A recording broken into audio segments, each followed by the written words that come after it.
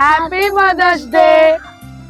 आई माझी चांगली आहे, चांगली लाड करते, माझा अभ्यास पण एकदम ठीक घेते, मला जेवण पण एकदम चांगलं घेते, मला भरवते, मग अभ्यास झाल्यावर आम्हाला जेवायला देते आणि बोलते बाबू बॅग। आई आमची खूप केअर घेते आणि ती सकाळी लवकर उठून आमच्यासाठी डबा बनवते आणि आंघोळ करून मग ऑफिसला जाते।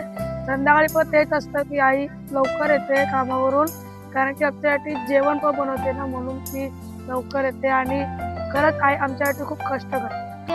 आणि आई शेतात आमची मदत करते, काजू काढायला, भाज्या काढायला।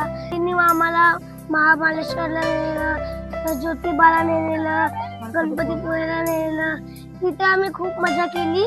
गणपतीपुळेला तिथे आम्ही उंटावरती बसलो। ती आई आमची एवढी केअर करते की एकदा पडलो बाईकवरून आणि मला सांभाळून घरी आणलं तिने आणि माझी खूप काळजी घेतली तिने। ती आता स्कूटी चालवत होती, बाईकचं नको बोलूस ना, आई स्कूटी चालवत होती, एक रिक्षावाला म्हणजे चला आणि आम्ही पडलो। आई रात्रभर मोबाईल बघते, उंदराला घाबरते, नाही मोठी पाळणाला घाबरते।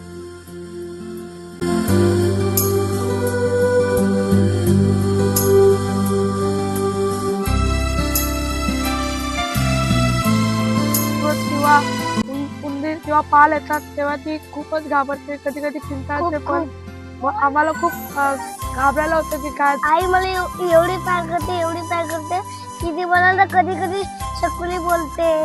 अरे मला पण बोलते कधी कधी, मला पण आई एवढी प्यार करते ना की मला ती सुनेरी पण बोलते।